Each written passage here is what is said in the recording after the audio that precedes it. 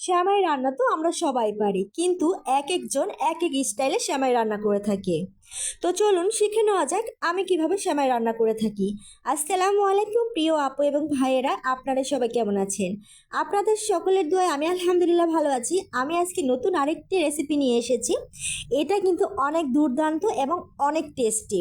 তো চলুন শিখে নেওয়া যাক। আমি প্রথমে একটা হাঁড়ি নিয়ে নিয়েছি আর এখানে দুধ নিয়ে নিয়েছি। এটা হচ্ছে দোকানে যে লিকুইড দুধটা পাওয়া যায় সেটাই নিয়েছি। আপনারা চাইলে খাঁটি গরুর দুধ নিতে পারেন। এটা হচ্ছে হাফ কেজি দুধ নিয়ে নিয়েছি। এখন আমি কিন্তু বরফটা গলিয়ে নেব ভালোভাবে, চামচ দিয়ে নাড়িয়ে নাড়িয়ে।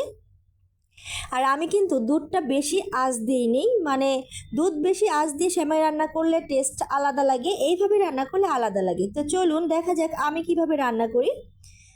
আর অবশ্যই কমেন্টে জানাবেন আপনিও এভাবে রান্না করেন কি না। তো তারপর আমি গুঁড়ো দুধ দিয়ে দিয়েছি 10 টাকা দামের 2টি প্যাকেট। এখানে চাইলে গুঁড়ো দুধ আপনি একটি ব্যবহার করতে পারেন, আমি দিয়েছি একটু বেশি স্বাদের কারণে, মানে 2টা প্যাকেট দিলে অনেক বেশি মজা লাগে। তো এখানে দারচিনি আর হচ্ছে এলাচ দিয়ে দিয়েছি 2টা, যেন ঘ্রাণ লাগে, সুন্দর একটা ঘ্রাণ আসে। তখন আমি একটু ভালো করে হচ্ছে নেড়ে বলক আনিয়ে নিব। বলক চলে এসেছে, এর মধ্যে আমি চিনি দিয়ে দিয়েছি। আপনাদের মতো আপনারা বাড়িয়ে কমিয়ে চিনি দিতে পারেন।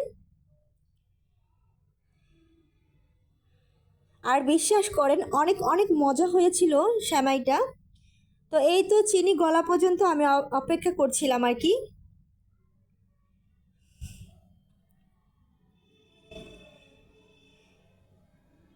5 থেকে 10 মিনিট আমি হচ্ছে আঁচ দিয়ে নিয়েছি। এরপর আমি কিশমিশ আর খেজুর দিচ্ছি কারণ ইউসুফকে আমি সেমাই খাওয়াবো, যাতে এখানে পুষ্টি পায়। আর ইউসুফের জন্য আলাদাভাবে কোনো নাস্তা বানানোর কোনো ঝামেলাই নেই। এটা দিয়ে কিন্তু বড় ছোট সবাই খেতে পারবে। আর বাচ্চাদের জন্য তো খেজুর কতটা পুষ্টিকর সেটা আলাদা করে আপনাদের বলতে হবে না। তো আর একটু হচ্ছে আমি আঁচ দিয়ে নিচ্ছি।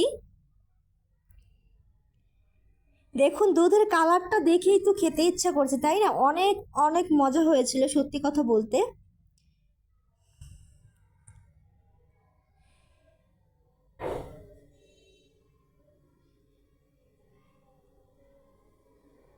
এই তো হয়ে গেছে। এখন আমি একটা পাত্রে অর্ধেকটা দুধ ঢেলে নিব, মানে হচ্ছে পাতিলায় কিন্তু আমি অর্ধেক রেখেছি আর অর্ধেক দুধ ঢেলে দিয়েছি।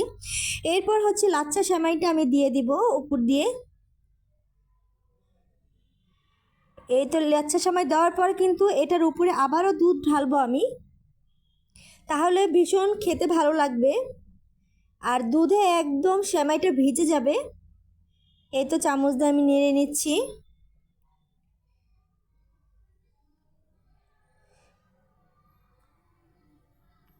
একবার বাসায় যদি এভাবে আপনি বানিয়ে খেয়ে দেখেন, মানে বাসার সবাই কিন্তু প্রশংসা করতে বাধ্য। এই যে বাকি দুধগুলো আমি এখানে ঢেলে দিলাম। আমি হচ্ছে বেশি কথা বলতে পারছি না। আর হচ্ছে আমি 5 মিনিটের জন্য ঢেকে রেখেছি।